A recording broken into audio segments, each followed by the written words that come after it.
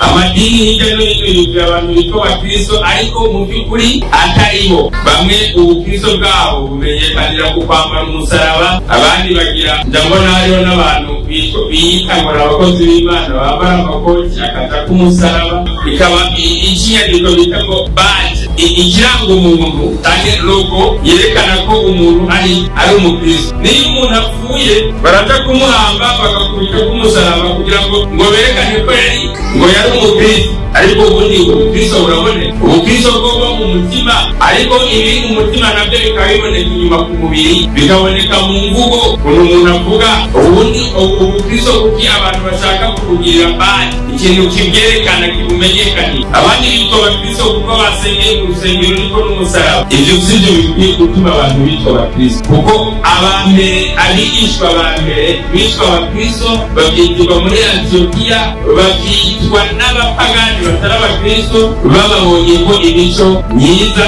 isa n'uwo bigeze kuva amakuru yitwa Kristo. Ubukristo ni intambara umuntu arwana kugira ngo abe umwana w'Imana, yo kwanka gusa n'isi ahubwo akaba umwana w'Imana, kugerageza kuba inusu umukristo, iyindi inusu ukaba uw'isi, bisoza kuba ari uw'isi ku bice 99%. Abakristo benshi ngo turi mu kaga ko gutakariza mu mayira abiri, kubera ko tudashobora ngo duhitemo kuba ab'Imana byuzuye cyangwa ngo tube ab'isi bigende byuzuye, ahubwo abantu bashaka gufata impande zose.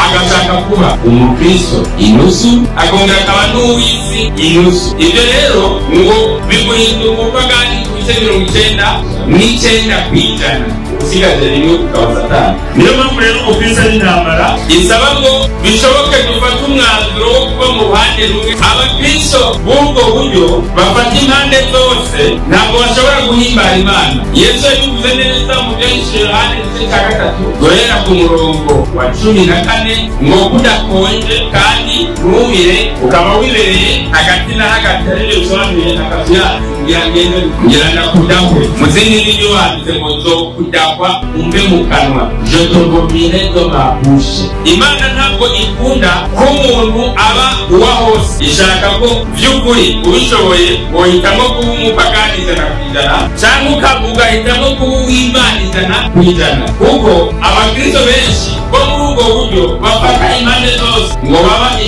ibikoresho binezeza Satani cyane. Pawulo yarabiravye avuga aya majambo akurikira mvugo igice cy'icenda guhera ku murongo wa 24. Ndashaka mu ijambo rikomeye bivuze ngo ubikana ibipfunsi. Ubutana ibipfunsi ntabwo nyumva ko ari intambara.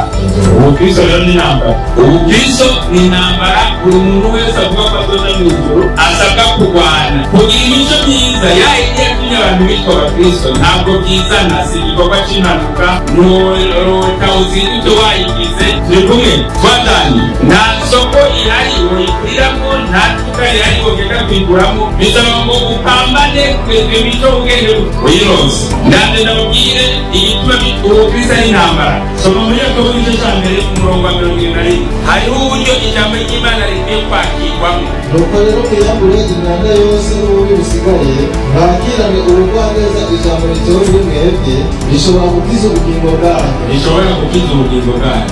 Mwakirane ubugwaneza ijambo ritewe muri mwebwe. Ni ukwizera, kwihana, kubatizwa, guhinduka. Izo nizo ntambuko ingirakamaro mu bijyanye n'agakiza k'umwana w'umuntu. Usabwa kuzipima ko ukaraba uko zihagazemo umunsi ku munsi, nibwo uzoba umukristo yuzuye.